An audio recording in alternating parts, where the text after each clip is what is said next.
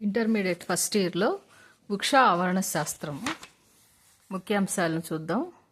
రామ్దేవ్ మిశ్రా భారతదేశంలో ఆవరణ శాస్త్ర పితామహగా పరిగణిస్తారు. రామ్దేవ్ మిశ్రాన్ని భారతదేశంలోని ఆవరణ శాస్త్ర పితామహుడిగా పరిగణిస్తాడు. ఇతడి పరిశోధనలు ప్రధానంగా ఉష్ణమండల సముదాయాలు, ఆవరణ సంబంధ చర్యలు, ఉత్పాదకత, ఉష్ణమండల అరణ్యాలు, గడ్డి నేలల్లోని ఖనిజ పదార్థాల వలయాలు, ఆవరణ వ్యవస్థకు సంబంధించిన విషయాల అవగాహనకు పునాది వేసింది. ఆవరణ సంబంధ అనుకూలనాలు, అనుక్రమం, ఆవరణ సంబంధ సేవలను చూస్తే మనం జీవ ప్రపంచం అపురూపమైన వైవిధ్యాన్ని, అద్భుతమైన సంశ్లిష్టతను చూపుతుంది. మన చుట్టూ ఉన్న ప్రకృతిని శాస్త్రీయ దృక్పథంతో పోలిస్తే తప్పకుండా రెండు ఆసక్తికరమైనవి మనకు కనిపిస్తాయి. ఒకటి ఏంటంటే, రాత్రిపూట వికసించే పుష్పాలు తెలుపు రంగులో ఉంటాయి. తేనెటీగల్లో ఏ పుష్పంలో మకరందము ఎలా ఉంటుందో వాటికి ఎట్లా తెలుస్తుంది. క్యాక్టస్పై కంటకాలు ఉండటము, ఇవన్నీ మనకు ప్రకృతిని పరిశీలిస్తే కొన్ని ఆసక్తికరమైన విషయాలు కనిపిస్తాయి. అయితే జీవుల మధ్య భౌతిక పరిసరాల్లో జీవులకు గల సంబంధాన్ని తెలిపే జీవశాస్త్ర సంబంధాన్నే, విభాగాన్నే ఆవరణ శాస్త్రము అంటారు. జీవుల మధ్య భౌతిక పరిసరాల్లో జీవులకు నిర్జీవులకు గల సంబంధాన్ని తెలిపే జీవశాస్త్ర విభాగాన్నే ఆవరణ శాస్త్రం, ఎకాలజీ అంటారు. ఈ అంశాలను బట్టి దాన్ని వృక్ష ఆవరణ శాస్త్రం అని చెప్పేసి, జంతు ఆవరణ శాస్త్రం అనే రెండు విభాగాలుగా విభజించవచ్చు. అయితే ఈ వృక్ష జంతు వాటికి మనము వాటిని ఒకదాని నుండి మరొకటి విడదీయడం. వృక్షాలను కానీ జంతువులు కానీ ఒకదాని మీద ఒకటి ఆధారపడి ఉంటాయి కాబట్టి వాటిని విడదీయటం అనేది కూడా కష్టమే. ఆవరణ శాస్త్రము జీవ సంబంధ వ్యవస్థలో 4 ప్రధాన స్థాయిలతో కూడుకొని ఉంటుంది. అవి జీవులు, జనాభా, సముదాయాలు, బయోములు. ఈ జీవులు పరిసరాల్లో అనేక అనుకూలనాలను చూపిస్తాయి. ఈ అనుకూలనాలను బట్టి మనుగడకే కాగా ప్రత్యుత్పత్తికి కూడా ఇవి తోడ్పడతాయి. ఇక్కడ సూర్యుని చుట్టూ భూమి పరిభ్రమిస్తుంది కదా, దాని కక్షల్లో తిరగటం వలన నిర్దిష్టమైన ఋతువులు అనేవి ఏర్పడతాయి కదా.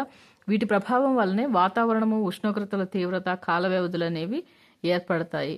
ఇక్కడ మనకి ఒక సంవత్సరం వర్షపాతం వలన ఏర్పడే మార్పుల ప్రభావాల వలన ప్రధానమైన బయోములు ఏర్పడ్డాయి. ఒక సంవత్సరంలో వర్షపాతం వలన ఏర్పడే మార్పుల, అంటే వర్షపాతం అంటే వర్షము, మంచు ప్రభావాల వల్ల ప్రధానమైన బయోములు ఏర్పడతాయి. అవి ఎడారులు, వర్షారణ్యాలు, టండ్రాలు. వర్షపాతంలో మార్పుల వలన, అంటే వర్షము, మంచు ప్రభావాల వలన ఎడారులు, వర్షారణ్యాలు, టండ్రాలు అనేవిగా ఏర్పడ్డాయి. వీటిలో వాటి ఆవరణ సంబంధ, ఈ మొక్కల సముదాయాలు, వాటి ఆవరణ సంబంధ అనుకూలనాలు, అనుక్రమము, మానవహితమైన ఆవరణ సంబంధ లేదా ఆవరణ వ్యవస్థ సంబంధ సేవల గురించి మనము తెలుసుకుందాము. మొక్కల సముదాయాలు, ఆవరణ సంబంధ అనుకూలనాలు చూస్తే ఇక్కడ మనకి వాతావరణంలో అనుకూలనాలను, పరిస్థితులను తట్టుకోవటానికి జీవులు కొన్ని ప్రత్యామ్నాయాలను చూపిస్తాయన్నమాట. కొన్ని జీవులు శరీర ధర్మ సంబంధ సర్దుబాట్లను, మరికొన్ని ప్రవర్తనా సంబంధ సర్దుబాట్లను పరిస్థితులకు అనుకూలంగా, అంటే ఆ ప్రదేశానికి తాత్కాలికంగా వలసపోవటము వంటి ప్రతికూల పరిస్థితులను తట్టుకోవడానికి ఒక ప్రదేశానికి తాత్కాలికంగా వలసపోవటం లాంటివి చూపిస్తాయన్నమాట. పై వాటన్నింటిని అనుకూలనాలు అంటారు. వీటిని అనుకూలనాలు అంటారు. వాతావరణంలోని అననుకూల పరిస్థితులను తట్టుకోవటానికి జీవులు వివిధ ప్రత్యామ్నాయాలను చూపిస్తాయి. అంటే కొన్ని జీవులు శరీర ధర్మ సంబంధమైన సర్దుబాట్లను, మరికొన్ని ప్రవర్తన సంబంధ సర్దుబాట్లను, అంటే ఆవాసాల నుండి తక్కువ ప్రతికూల పరిస్థితులను చూపే ప్రదేశాలకు తాత్కాలికంగా వలసపోతాయి అన్నమాట. వీటిని అనుకూలనాలు అని చెప్పేసి అంటారు. ఈ అనుకూలనాలు అనేవి ఆవాసంలో మనుగడకు, ప్రత్యుత్పత్తికి తోడ్పడే స్వరూప సంబంధ, శరీర ధర్మ సంబంధ, ప్రవర్తన సంబంధ లక్షణాలు. ఈ అనుకూలనాలు అనేవి మనుగడకు, ప్రత్యుత్పత్తికి తోడ్పడే స్వరూప సంబంధ, శరీర సంబంధ, ప్రవర్తన సంబంధ లక్షణాలు అని చెప్పేసి చెప్పుకోవచ్చు.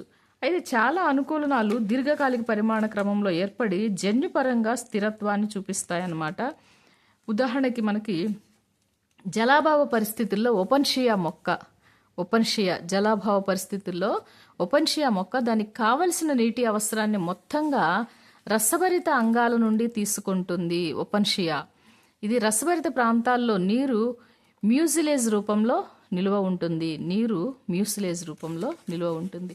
అయితే చాలా ఎడారి మొక్కల్లో పత్రాల బాహ్య చర్మంపై మందమైన అవబాసిని బాష్పోత్సేక వేగాన్ని తగ్గించడం కోసం దిగబడిన పత్రరంధ్రాలు ఉంటాయన్నమాట. ఈ మొక్కల్లో ప్రత్యేకమైన కిరణజన్య సంయోగ క్రియా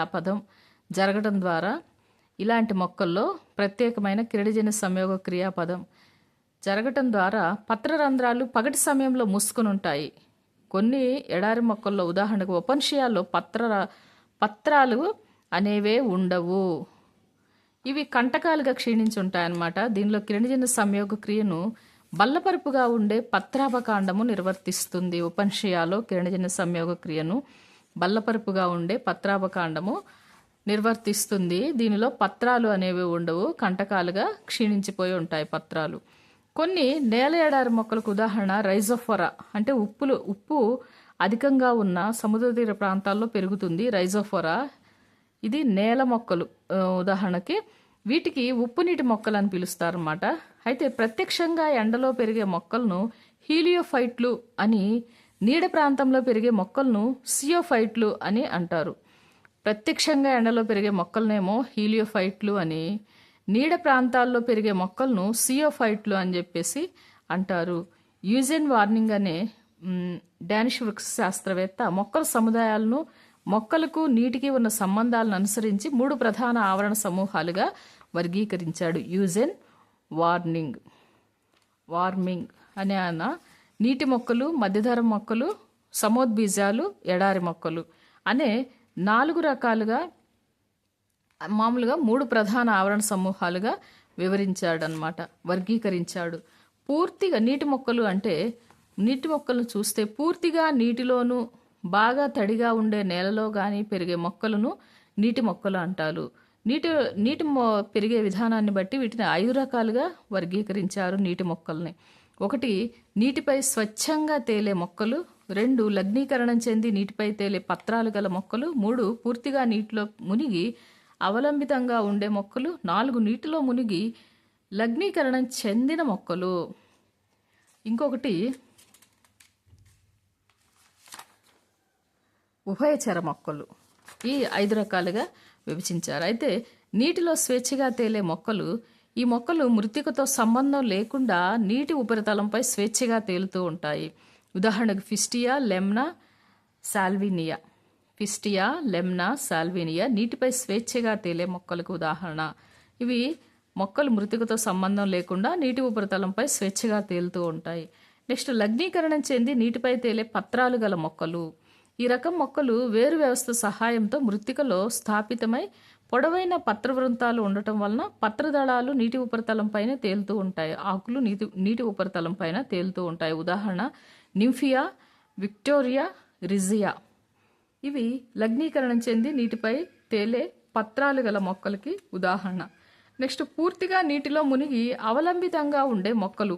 ఈ మొక్కలు నీటిలో మాత్రమే సంబంధం కలిగి పూర్తిగా నీటిలో మునిగి మృత్తికలో నాటుకొని ఉండకుండా అవలంబితంగా ఉంటాయన్నమాట. నీటిలో మాత్రమే సంబంధం కలిగి పూర్తిగా నీటిలో మునిగి మృత్తికతో నాటుకొని ఉండకుండా ఉంటాయి. ఉదాహరణకి హైడ్రిల్లా యూట్రిక్యులేరియా. నెక్స్ట్ నీటిలో మునిగి ఉండి లగ్నీకరణం చెందిన మొక్కలు అంటే ఈ మొక్కలు పూర్తిగా నీటిలో మునిగి ఉండి వేరు వ్యవస్థ సహాయంతో కొలను అడుగున మృత్తికలో నాటుకుని ఉంటాయి. ఉదాహరణకి వ్యాలిస్నేరియా. నెక్స్ట్ ఉభయచర మొక్కలు. ఈ మొక్కలు పాక్షికంగా నీటిలోను పాక్షికంగా వాయుగతంగాను పెరుగుతాయి అన్నమాట. ఉదాహరణకు సాజిటేరియా, టైఫా, లిమ్నోఫిలా. ఇవి ఉభయచర మొక్కలకి ఉదాహరణ. నీటి మొక్కలు ఆవరణ సంబంధమైన అనుకూలనాలను ప్రదర్శిస్తాయి. అవి నీటి మొక్కలు కొన్ని లక్షణాల్లో ఒకదానికొకటి అనేక బాహ్య స్వరూప అంతర్నిర్మాణ సంబంధమైన లక్షణాల్లో స్వారూప్యతను చూపిస్తాయి అన్నమాట. విభేదించినప్పటికీ కొన్ని లక్షణాల్లో స్వారూప్యతను చూపిస్తాయి. ఇక స్వరూపాత్మకమైనవి ఏంటి అంటే నీరు సమృద్ధిగా లభించడం వలన నీటి మొక్కల్లో వేళ్ళు తక్కువ ప్రాముఖ్యత కలిగి ఉంటాయి. అంటే నీరు ఎక్కువగా వేరు యొక్క ప్రధాన విధి ఏంది అంటే నీటిని పీల్చటం. అయితే నీటిలోనే ఆ మొక్క ఉంటుంది కాబట్టి వేరు వ్యవస్థ అనేది తక్కువ ప్రాముఖ్యం కలిగి తక్కువగా అభివృద్ధి చెందు ఉంటుంది నీటి మొక్కల్లో. వేరు తొడుగు సాధారణంగా ఉండదు. అయితే బురదలో పెరిగే కొన్ని ఉభయచరాల్లో వేరు బాగా అభివృద్ధి చెంది ఉంటుంది. వీటిలో వేరు తొడుగులు ఉంటాయి అన్నమాట. బురదలో పెరిగే మొక్కల్లో వేరు తొడుగు బాగా అభివృద్ధి చెంది ఉంటుంది. అయితే నీటిలో పెరిగే మొక్కల్లో సాధారణంగా వేరు తొడుగు ఉండదు. కొన్ని మొక్కల్లో వేరు తొడుగు బదులుగా వేరు వరలు ఉంటాయి అన్నమాట. నెక్స్ట్ వేర్లు ఉంటే అవి పీచుల్లాగా పొడవుగా క్షీణించి ఉంటాయి. శాఖీయుతంగా తక్కువ శాఖలను కలిగి శాఖారహితంగా లేదా తక్కువ శాఖలను కలిగి అబ్బురపు వేర్లుగా ఉంటాయన్నమాట. నెక్స్ట్ కాండం పొడవుగా సున్నితంగా సాగి ఉంటుంది, నీటిలో ఉంటుంది కాబట్టి. పత్రాలు పల్చగా పొడవుగా రిబ్బన ఆకారంలో సన్నగా పొడవుగా లేదా చీలిపోయి ఉంటాయి. నీటిపై తేలే పత్రాలు పెద్దవిగా బల్లపరుపుగా ఊర్ధ్వతలంపై మైనంతో కప్పబడి ఉంటాయి నీటిపై పెరిగే మొక్కల్లో. నెక్స్ట్ అంతర్నిర్మాణ సంబంధమైన అనుకూలనాలు ఏంటి అంటే నీటిలో మునిగి ఉండే మొక్కల భాగాల్లో అవభాషణి అనేది ఉండదు, కానీ అవి వాయుగత భాగాల ఉపరితలాల మీద అతి పలుచని పొర ఉండవచ్చు అన్నమాట. ఇక్కడ బాహ్య చర్మ కణాలు పలుచని కణకవచాన్ని కలిగి ఉండి శోషణ చెందుతాయి. అవి హరిత రేణువులు కూడా కలిగి ఉండటం వల్ల కిణజన్య సంయోగక్రియ జరుపుకుంటాయి అన్నమాట. అయితే పూర్తిగా నీటిలో మునిగి ఉండే మొక్కల్లో పత్రరంధ్రాలు అనేవి ఉండవు. వాయు మార్పిడి నేరుగా విసరణ పద్ధతిలో పలుచని కణకవచాల ద్వారా జరుగుతుందన్నమాట. నీటిపై తేలే పత్రాలు ఉన్న మొక్కల్లో పత్రాలు ఊర్ధ్వపత్ర రంధ్రయుతాలు. నెక్స్ట్ అన్ని నీటి మొక్కల్లో వాయుపూరిత మృదు కణజాలం అనేది ఉంటుంది. అన్ని నీటి మొక్కల్లో కూడా వాయుపూరిత మృదు కణజాలం అనేది ఉంటుంది. అది వాయు మార్పిడికి ఉపయోగపడటమే కాకుండా నీటిపై తేలడానికి ఇవి ఉపయోగపడుతుంది. ఇది దృఢ కణాలు దారువు తక్కువగా ఉంటాయన్నమాట. దృఢ కణజాలాలు దారువు అనేది నీటి మొక్కల్లో తక్కువగా ఉంటుంది. వాయుపూరిత మృదు కణజాలం అనేది ఇది వాయు మార్పిడికి ఉపయోగపడుతుంది. నెక్స్ట్ మధ్యధర మొక్కలు లేదా సముద్బీజాల్లో చూసినట్లయితే మధ్యధర మొక్కలు సాధారణంగా జలాభావ పరిస్థితులు లేదా నీరు అధికంగా లేని పరిస్థితుల్లో ఉండే ఆవాసాల్లో పెరుగుతూ ఉంటాయన్నమాట. ఇవి ఇక్కడ చూసినట్లయితే మృత్తికలో రంధ్రాల్లో నీరు వాయువులు దాదాపు సమానంగా ఉంటుంది. ఈ ఆవాసాల మృత్తికలోని రంధ్రాల్లో నీరు వాయువుల దాదాపు సమానంగా ఉంటుందన్నమాట. ఇటువంటి నీరు వాయువుల సమతుల్యత పరిస్థితి మొక్కల పెరుగుదల బాగా అనుకూలంగా ఉంటుందన్నమాట. అందువల్ల మధ్య రకం పరిస్థితుల్లో అడవులు లేదా పంట మొక్కలు బాగా పెరుగుతాయి. మధ్య రకం పరిస్థితుల్లో అడవులు లేదా పంట మొక్కలు అనేవి బాగా పెరుగుతాయి అన్నమాట. అధిక నీరు జలాభావ పరిస్థితుల్లో మొక్కల పెరుగుదలకు ప్రతికూల పరిస్థితులు ప్రభావాన్ని చూపుతుందన్నమాట. ఈ ప్రతికూల పరిస్థితులను ఎదుర్కోవడానికి అనుకూలనాలని కొన్ని జాతులు మాత్రమే అక్కడ పెరుగుతాయి అన్నమాట. కొన్ని అనుకూలనాలను ప్రదర్శించి కొన్ని జాతులు మాత్రమే అక్కడ ప్రతికూల పరిస్థితుల ప్రభావానికి తట్టుకొని ఉంటాయన్నమాట. ఈ అనుకూలనాల్లో కొన్ని ప్రత్యేక ఆవాసాల్లో తప్ప అవసరం అనేది ఉండదు. ఈ భూమిపై ఈ మధ్యధర మొక్కలు ఎక్కువగా విస్తరించి ఉన్నాయి. అవేంటి అంటే గోధుమ, మొక్కజొన్న, బార్లీ, బఠానీ, చెరకు, గడ్డి మైదాన జాతులు, ఉష్ణమండల సంశీతోష్ణ అడవుల్లో పెరిగే చాలా మొక్కలన్నీ కూడా సమోద్బీజాలే. ఈ నెక్స్ట్ ఎడారి మొక్కలు. ఎడారి మొక్కలను చూసుకున్నట్లయితే మొక్కలు నీరు లోపించిన జలాభావ పరిస్థితుల్లో ఇవి పెరుగుతాయి. ఇవి 3 రకాలుగా వర్గీకరించవచ్చు ఎడారి మొక్కల్ని. అల్పకాలిక మొక్కలు. అల్పకాలిక మొక్కలు అంటే ఇవి ఏకవార్షికాలు అన్నమాట. ఇవి శుష్క ప్రాంతాల్లో పెరుగుతాయి. ఈ మొక్కలు తక్కువ కాలంలో తమ జీవిత చరిత్రను ముగించుకుంటాయి. ఉదాహరణ ట్రిబ్యులస్ అల్పకాలిక మొక్కలకు ఉదాహరణ ట్రిబ్యులస్. నెక్స్ట్ రసభరితమైన మొక్కలు. ఈ మొక్కలు ఏంటంటే వర్షాకాలంలో చాలా నీటిని శోషించుకుంటాయి. ఇవి నీటిని వివిధ భాగాల్లో జిగురు అంటే మ్యూజిలేట్ రూపంలో నిల్వ చేసుకుంటాయి. వీటి కాండాలు దీని ఫలితంగా మొక్క కాండం అనేది అంటే ఉదాహరణకు ఓపన్షియా పత్రంలో అంటే అలోలో లేదా వేరు ఆస్పరాగస్లో ఈ మొక్కలు కండగలవిగా లేదా రసభరితంగా ఉంటాయన్నమాట. ఈ విధంగా నిలువ చేసే నీటిని దొరకని సమయంలో అవి చాలా పొదుపుగా వినియోగించుకుంటాయి అన్నమాట.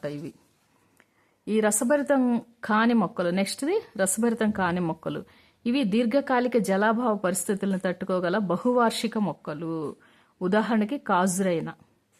రసభరితం కాని ఎడారి మొక్కలకు ఉదాహరణ ఏంటి అంటే కాజురైన దీర్ఘకాలిక జలాభావ పరిస్థితుల్ని తట్టుకుంటుంది. నెక్స్ట్ ఎడారి మొక్కల్లో ఆవరణ సంబంధమైన అనుకూలనాలను చూస్తే ఎడారి మొక్కల్లో 3 రకాలు అన్నమాట. అవి చూసుకున్నాం కదా, అల్పకాలికాలు, రసభరితాలు, రసభరితం కాని మొక్కలు అని. అయితే అనేక లక్షణాల్లో ఇవి విభేదించినప్పటికీ కొన్ని లక్షణాల్లో సారూప్యతను చూపిస్తాయి. ఈ లక్షణాలు ఏంటి అంటే శుష్క పరిస్థితులను తట్టుకునేటట్లుగా చేస్తాయి. ఈ స్వరూప సంబంధమైన లక్షణాలను చూసినట్లయితే ఈ మొక్కల్లో వేళ్లు బాగా అభివృద్ధి చెంది ఉంటాయి. అనేక శాఖలతో విశాలంగా విస్తరించి ఉంటాయి అన్నమాట. ఎడారి మొక్కల్లో వేర్లు, మూలకేశాలు, వేరు తొడుగులు బాగా అభివృద్ధి చెంది ఉంటాయి. కాండాలు చాలా వరకు పొట్టిగా, దృఢంగా, మనదేలి మందమైన బెరడుతో కప్పబడి ఉంటాయి. కాండాలు సాధారణంగా కేశాలు, మైనం పొరచే కప్పబడి ఉంటుంది. బాష్పోత్సేకం వేగాన్ని తగ్గించుకోవటం కోసం పత్రాలు బాగా క్షీణించి పరిమాణంలో చిన్నవిగా పొలుసుల్లాగా ఉండి కొన్నిసార్లు కంటకాలుగా రూపాంతరం చెంది ఉంటాయి. ఈ విధంగా ఎడారి మొక్కలు అనుకూలనాలని ప్రదర్శిస్తాయి అన్నమాట. నెక్స్ట్ ఇవి బాహ్యస్వరూప సంబంధమైన అనుకూలనాలు. నెక్స్ట్ అంతర్నిర్మాణ సంబంధమైనవి చూస్తే బాష్పోత్సేక వేగాన్ని తగ్గించుకోవటం కోసం బాహ్య చర్మంపై మందమైన అవభాషణ అనేది ఉంటుందన్నమాట. బాహ్య చర్మ కణాల్లో సిలికా స్ఫటికాలు ఉండవచ్చు.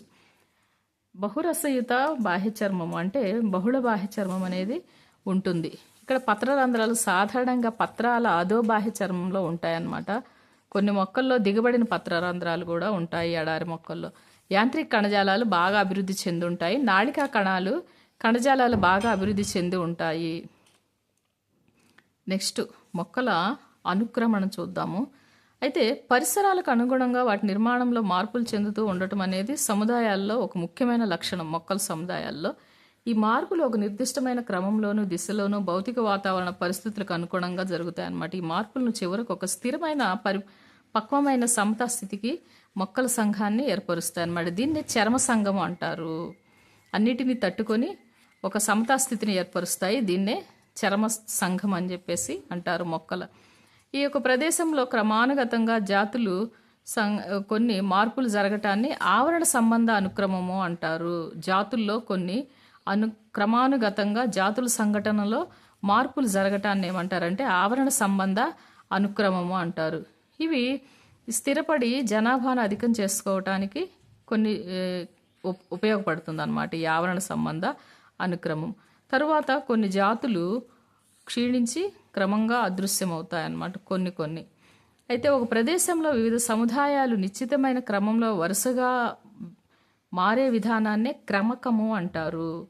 ఈ క్రమకంలో మాధ్యమిక సముదాయాలను క్రమకీయ దశలు లేదా క్రమకీయ సముదాయాలు, అనుక్రమకంలోని మాధ్యమిక సముదాయాలను క్రమకీయ దశలు లేదా క్రమకీయ సముదాయం అని చెప్పేసి అంటారనమాట. ఈ క్రమకీయ దశల్లో జీవజాతుల వైవిధ్యాలు, మార్పులు, జీవుల సంఖ్య పెరగటము, జీవద్రవ్యరాశి మొత్తము పెరగటము అనేది జరుగుతుంది. ఈ క్రమకీయ సముదాయాల్లో ఏం జరుగుతుందంటే జీవజాతుల వైవిధ్యంలో మార్పులు, జాతుల సంఖ్య పెరగటము, జీవద్రవ్యరాశి మొత్తం పెరగటం అనేది జరుగుతుంది. అయితే ప్రస్తుతం ప్రపంచంలో ఉన్న సముదాయాలన్నీ భూమిపైన జీవం పుట్టినప్పటికీ మిలియన్ల సంవత్సరాల అనుక్రమం ద్వారా ఏర్పడినవి. మిలియన్ సంవత్సరాల నుంచి ఉన్న జీవులు అనుక్రమం ద్వారా మనకి ఏర్పడిన జీవులే. ఈ అనుక్రమం అనేది జీవజాతులు లేని చోట మొదలయ్యే ప్రక్రియ. అంటే ప్రదేశాల్లో ఏ జీవులు లేని ప్రదేశాలైనా అది ఉండవచ్చు అన్నమాట అనుక్రమం అనేది. ఉదాహరణకి అంటే నగ్నశిలా ప్రదేశాలు లేదా అక్కడున్న జీవులు ఏదో కారణాల వల్ల నశించిపోయిన ప్రదేశాలైనా ఉండవచ్చు అన్నమాట. ఈ విధంగా ప్రాథమిక అనుక్రమం అని, రెండో దాన్ని ద్వితీయ అనుక్రమం అని చెప్పేసి అంటారు. ప్రాథమిక అనుక్రమం ఏంది అంటే ఇక్కడ కొన్ని చాలా పర్వతాల ప్రదేశాల్లో కొన్ని శిలలు లావా చల్లబడిన తరువాత ఏర్పడిన ప్రదేశాలు, రాతి నేలలు కొత్తగా ఏర్పడిన సరస్సులు లేదా రిజర్వాయర్లు ప్రాథమిక అనుక్రమం జరిగే ప్రదేశాలకు ఉదాహరణలు. లావా చల్లబడిన తరువాత ఏర్పడిన ప్రదేశాలు, రాతి నేలలు, కొత్తగా ఏర్పడిన సరస్సులు లేదా రిజర్వాయర్లు ప్రాథమిక అనుక్రమం జరిగే ప్రదేశాలకు ఉదాహరణలు అన్నమాట. ఇవి ద్వితీయ అనుక్రమం. ఇది ఒక ప్రదేశంలో మొదట ఉన్న జీవుల సముదాయం నాశనం చేయబడిన తరువాత మొదలవుతుందన్నమాట. ఉదాహరణకి పాడుబడిన వ్యవసాయ భూములు, నిప్పు వల్ల, చెట్లు నరకటం వల్ల నాశనమైన అరణ్యాలు, వరదలకు గురైన నేలలు వంటి ప్రదేశాలు ద్వితీయ అనుక్రమానికి ఉదాహరణగా చెప్పవచ్చు. ఇక్కడ ఆవరణ సంబంధ అనుక్రమము ప్రధానంగా మార్పులను లక్ష్యంగా పెట్టుకుంటుందన్నమాట.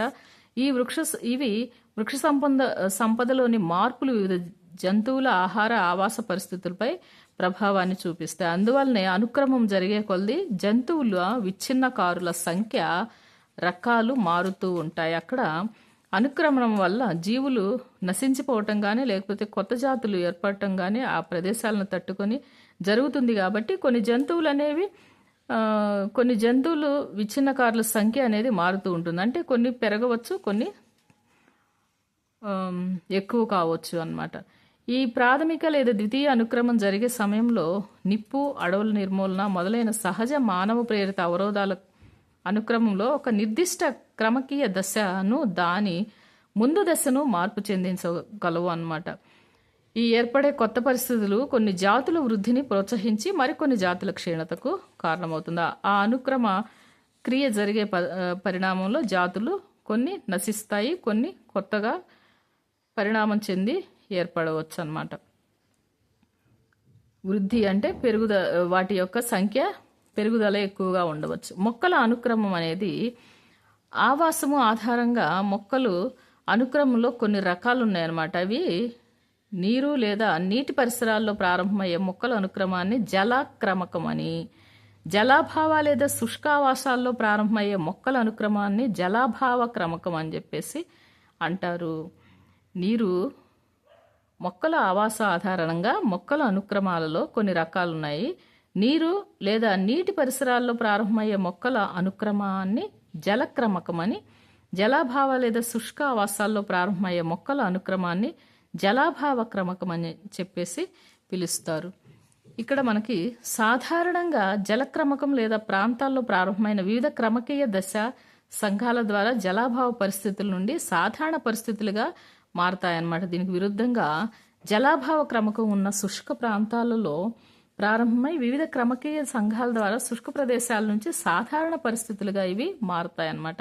ఈ విధంగా జలక్రమకము, జలాభావ క్రమకం రెండు కూడా చివరకు అధిక శుష్కత, అధిక తేమ లేని మధ్యస్థ స్థితిగా మారతాయి. రెండు కూడా అధిక శుష్కత, అధిక తేమ లేని మధ్యస్థ స్థితికి చేరుకుంటాయి అన్నమాట.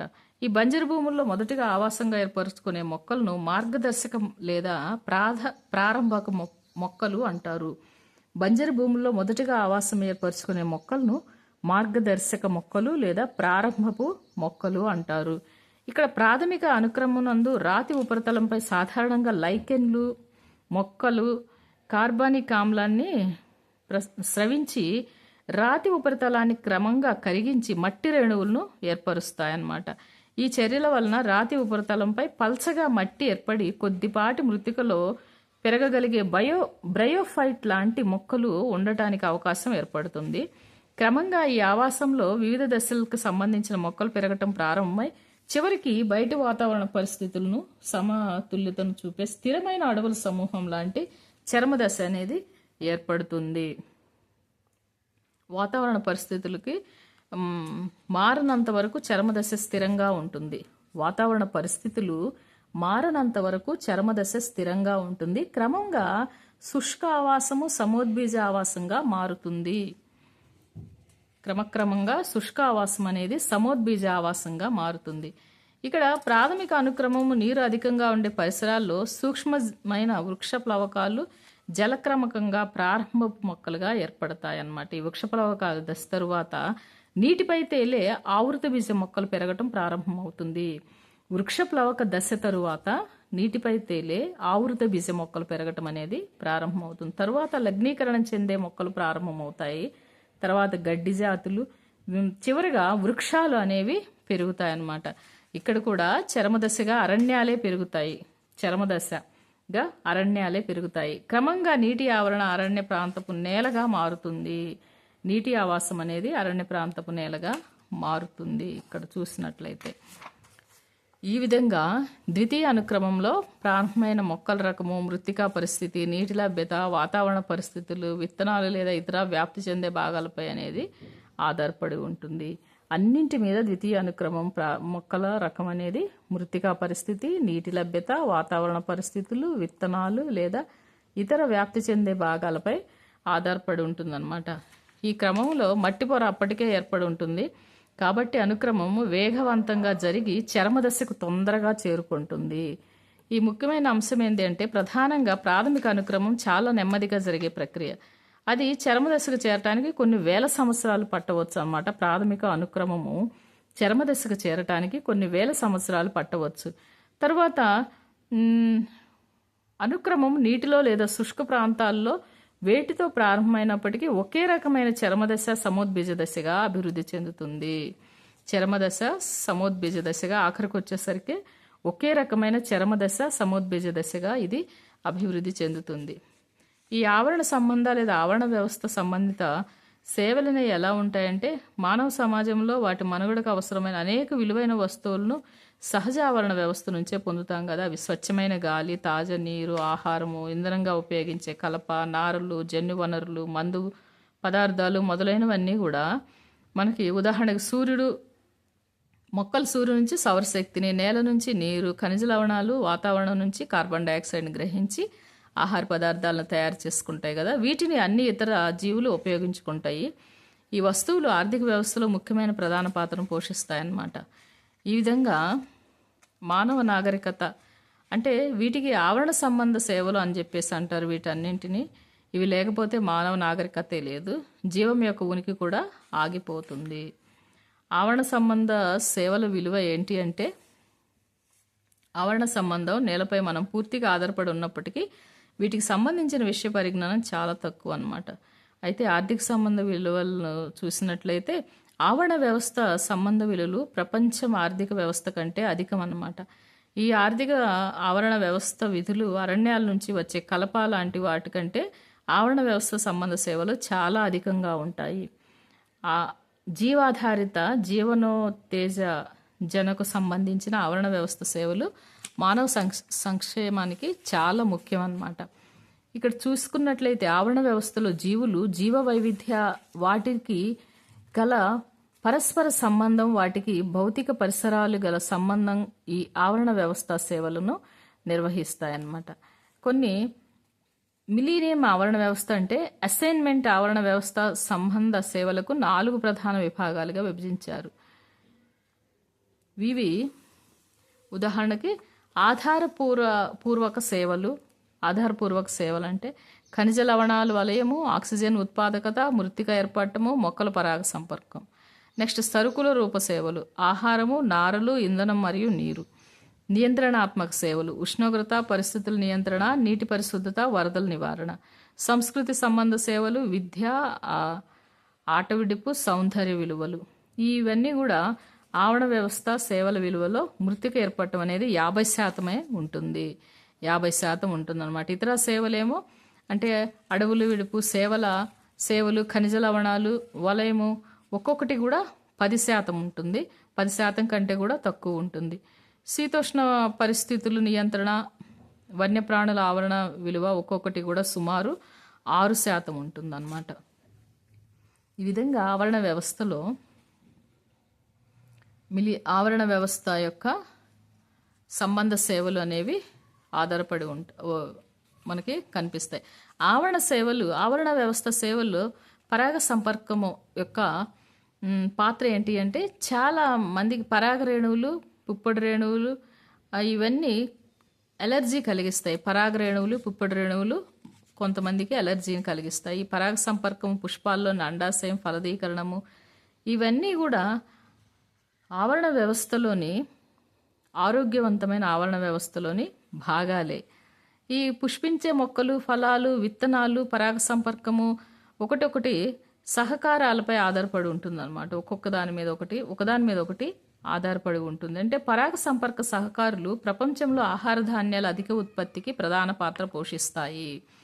పరాగ సంపర్క సహకారకాలు ప్రపంచంలో ఆహార ధాన్యాల అధిక ఉత్పత్తికి ప్రధాన పాత్ర పోషిస్తాయి. అంటే వ్యవసాయ సంబంధ ఉత్పత్తుల్లో ప్రధాన పాత్ర పోషించే పరాగ సంపర్క సహకారకము తేనెటీగ. ఇది పరాగ సంపర్క సహకారుల క్రియాశీలత తగ్గితే వ్యాప్తంగా ఆర్థిక సంక్షోభం అనేది జరుగుతుంది. ఒక నిర్దిష్ట పరాగ సంపర్క సహకారం నశిస్తే దాని ప్రభావం అనేది అంటే ఏ ఒక్క జాతి కూడా విడిగా జీవించలేదు.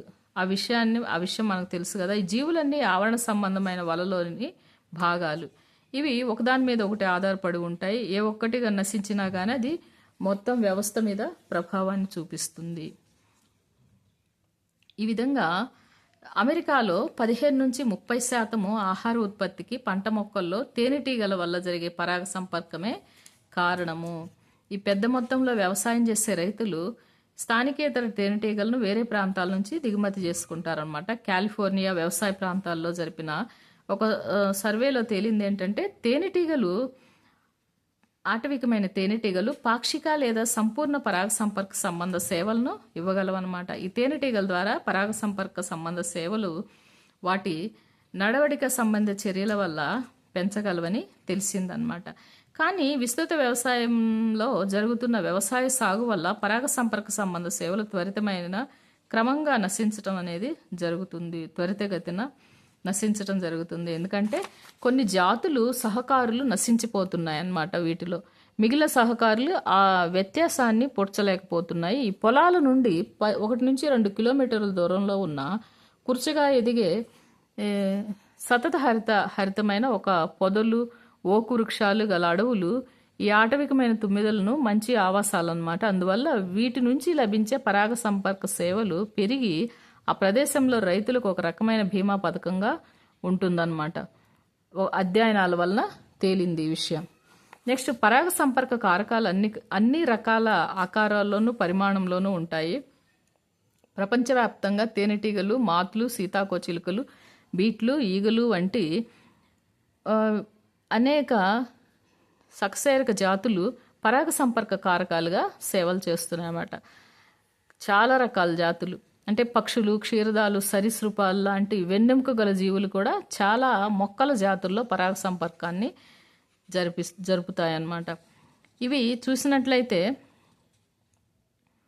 పరాగ సంపర్కము కారకాల మీద ఆధారపడ్డ పండ్లు, విత్తనాల ఖరీదు ఎక్కువ అవుతూ ఆవరణ సంబంధ వ్యవస్థలు అనేవి నశించిపోతున్నాయని అర్థం. అంటే మనకి పరాగ సంపర్కం ద్వారా జరిగించే పండ్లు, విత్తనాలు రేట్లు కానీ ఎక్కువైనాయి అంటే ఆవరణ సంబంధ జాతులు నశించిపోతున్నాయని అర్థము ఇక్కడ మనకి.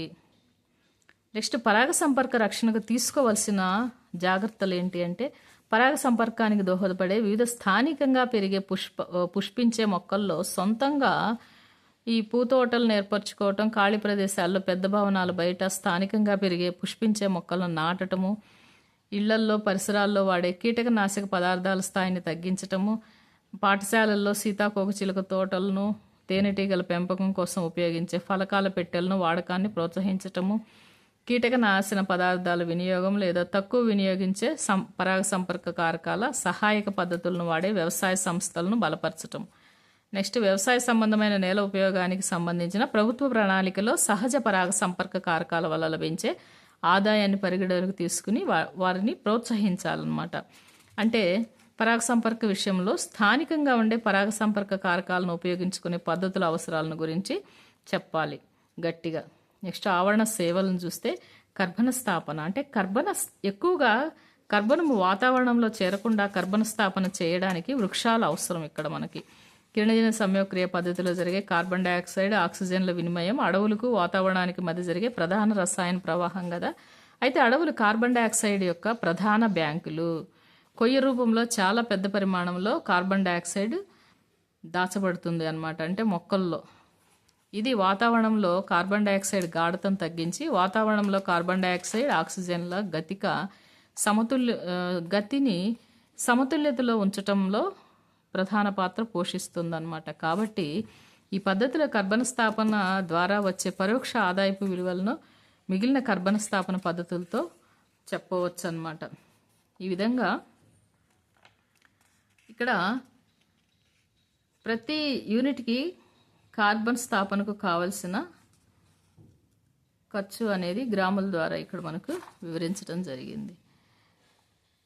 ఇక్కడ చాలా దేశాలు కార్బన్ను పన్ను విధానాన్ని ప్రవేశపెట్టాయి అన్నమాట. అంటే ఏం జరుగుతుందంటే ఈ విధానం వల్ల గ్రీన్ హౌస్ అంటే హరిత గృహ వాయువులు ముఖ్యంగా కార్బన్ డైఆక్సైడ్, కార్బన్లు వాతావరణంలోనికి విడుదలవటాన్ని తగ్గించవచ్చు అన్నమాట. గ్లోబల్ వార్మింగ్ నిరోధించే ముఖ్యమైన పద్ధతి అయిన అటవీ వర్ధకంపై విధానానికి చాలా ఉపయోగపడుతుంది. ఏ విధానం అంటే కార్బన్ యొక్క స్థాపన, శీతోష్ణ స్థితి పరిస్థితులు, సహజమైన ఆవరణ వ్యవస్థలు అనేవి ఒకదానికొకటి విడదీయలేని బంధంగా ఉంటాయి కదా. ఈ విధంగా ఆవరణ వ్యవస్థలపై వాతావరణం అనేది ప్రభావాన్ని చూపించి స్థానిక ప్రాంతీయ వాతావరణ పరిస్థితులు మధ్యరకంగా ఉంచడంలో ప్రత్యక్ష భౌతిక ప్రభావాన్ని చూపిస్తాయి అన్నమాట. శీతోష్ణ స్థితి, ఆవరణ వ్యవస్థ ఒకదాని మీద ఒకటి ఆధారపడి ఉంటుంది. ఇక్కడ ఆక్సిజన్ విడుదల, ఆవరణ సంబంధ సేవలు ఆక్సిజన్ గురించి చూసినట్లయితే భూమిపై ఉన్న జీవులన్నింటికీ కూడా ఆక్సిజన్ వాయువు అనేది జీవుల జీవరసాయన చర్యల వలన విడుదలవుతుంది. ఇది భూమిపై ఉన్న వాతావరణం వివిధ రకాల వాయువుల మిశ్రమంగా ఉంటుంది కదా. ఈ వాయువులన్నీ భూమిపై ఉండే జీవుల వివిధ జీవరసాయన చర్యల వల్లనే విడుదలవుతాయి. ఈ ప్రక్రియలో వృక్షాలు, ప్లవక జీవులు ముఖ్య పాత్ర వహిస్తాయి కదా. మనం సాధారణంగా వృక్షాలు వాతావరణంలోకి ఆక్సిజన్ విడుదల చేస్తాయి. కానీ ఎంత ఆక్సిజన్ విడుదల చేస్తాయి అంటే ఆక్సిజన్ విడుదలకు సంబంధించి వివిధ స్థాయిల్లో సంఖ్యా సంబంధమైన విలువలు, వాటి ప్రస్తావన మనం చూస్తే ఆక్సిజన్ మొక్క నుంచి విడుదలయ్యే ఆక్సిజన్ ఆ మొక్క జాతి రకము, దాని వయస్సు, ఆ మొక్క పరిసరాలపై ఆధారపడి ఉంటుంది. ఆక్సిజన్ విడుదలయ్యే మోతాదు అనేది ఆ మొక్క జాతి రకము, దాని వయస్సు, ఆ మొక్క పరిసరాలపై ఆధారపడి ఉంటుందన్నమాట. ఇక్కడ సూక్ష్మజీవుల్లో ఆక్సిజన్ విడుదల చేయటంలో ప్రత్యక్షంగా కానీ పరోక్షంగా కానీ పాల్గొంటాయి. అయితే కొన్ని సూక్ష్మజీవులు ప్రధానంగా సయను బ్యాక్టీరియా అంటే ఆక్సిజన్ను ప్రత్యక్షంగా విడుదల చేస్తాయి, కానీ బ్యాక్టీరియా పరోక్షంగా ఆక్సిజన్ను విడుదల చేస్తాయి. ఉదాహరణకు బ్యాక్టీరియాల సేంద్రియ పదార్థాలు, ఉదాహరణకు సెల్యులోస్ విచ్ఛిన్నకర ప్రక్రియ వలన విడుదలయ్యే పదార్థాలు ఇతర జీవులకు ఆహారంగా ఉపయోగపడతాయి అన్నమాట. ఈ ప్రక్రియ ద్వారా వివిధ దశల్లో ఆక్సిజన్ విడుదల అనేది, వినియోగం అనేది కూడా జరుగుతుంది. ఈ విధంగా వాతావరణంలోనికి ఆక్సిజన్ విడుదలవుతుంది. అంతేకాకుండా బ్యాక్టీరియాలు, లైకిన్ల ద్వారా మృత్తిక ఏర్పడటం ఇవి జరుగుతుంది కదా.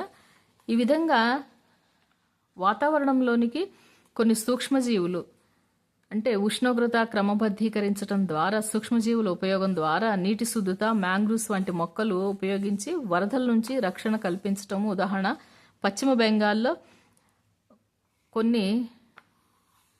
పశ్చిమ బెంగాల్లోని సుందర్బన్ అడవులు ఇక్కడ మనకి చెప్పుకోవచ్చు. కొన్ని నియంత్రక చర్యల ద్వారా వరదల నుంచి